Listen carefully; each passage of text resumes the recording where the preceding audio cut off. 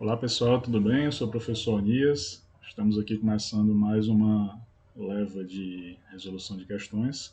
A gente vai começar uma playlist agora resolvendo as provas da UES completa de trás para frente, tá? Nesse momento agora as últimas provas que nós tivemos foram de 2022.1, né? E a gente vai começar pelas questões específicas. Então, por exemplo, nesse vídeo a gente vai trabalhar com isomeria óptica. Então, o importante aqui é a gente pegar cada questão e trabalhar um pouco de teoria sem ficar perdendo tempo com conteúdos aleatórios. Então a gente vai focar naquilo que realmente a UES cobra a partir das questões que ela cobra.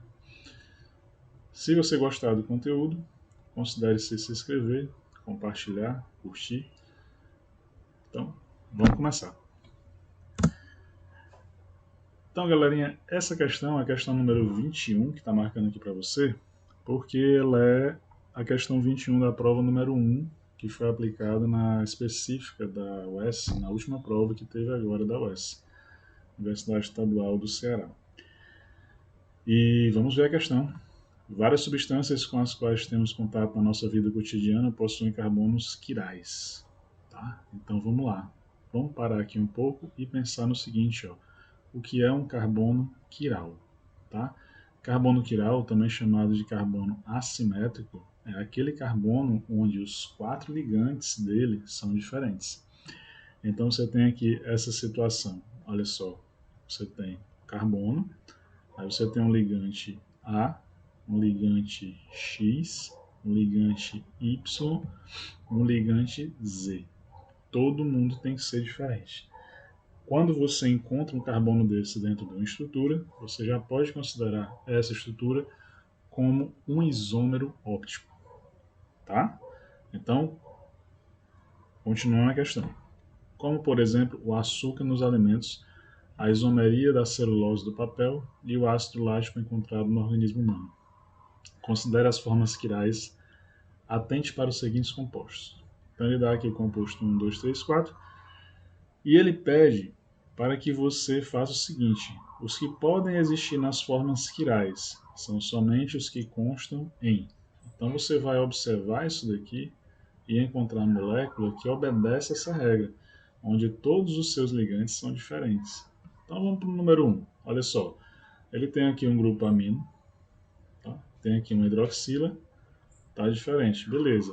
Só que aqui, olha só, CH3 e CH3 se repete. Então, nesse caso, eu não posso considerar esse carbono como carbono quiral. Tá? Ele não vai apresentar isomeria óptica. Ok? O número 2, eu tenho aqui ó, NH2, CH3, CN e o COOH, que é o grupo carboxila, formando aqui uma função ácido carboxílico.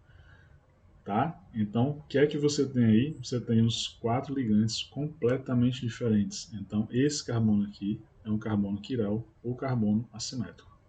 Beleza? Então, aqui é um dos itens que você vai escolher. Então, você manda embora a letra A, você manda embora a letra D de dado. Fica entre a letra B e a letra C. Então, vamos nessa. Item 3. Você tem aqui, ó, de cara, já está se repetindo CH3 com CH3. Então aqui, ó, tá fora. Eu não tenho, nesse caso, um carbono quiral, tá? Então, por eliminação, você já marcaria o que? A letra C. Mas vamos observar a letra C, o item 4 com cuidado, né? Você tem aqui, ó, esse ligante aqui, diferente desse ligante, diferente desse ligante, diferente desse ligante. Quatro ligantes completamente diferentes. Então tá aí confirmado, ó. Item 2 e item 4. Tranquilo? Uma coisinha rápida aqui para você não vacilar é o seguinte. Veja só. Se você tem aqui, ó, CH3, CH2, aí você tem aqui nesse caso, vamos colocar aqui, ó, CH2. Aí você tem aqui o hidroxila. E aí você tem aqui, vamos colocar um ácido carboxílico aqui, tá? Às vezes, o aluno que não está preparado, ele diz que aqui você tem ligantes iguais porque o carbono está ligado no carbono, está ligado no carbono, está ligado no carbono. Não. Ele está ligado no CH2, aqui ele está ligado no grupamento ácido carboxílico, e aqui ele está ligado no grupo radical etila, tá? Esse ligante é diferente desse, que é diferente desse, que é diferente desse. Aqui também seria um exemplo de carbono assimétrico. Tranquilo? Um grande abraço, bons estudos e até a próxima.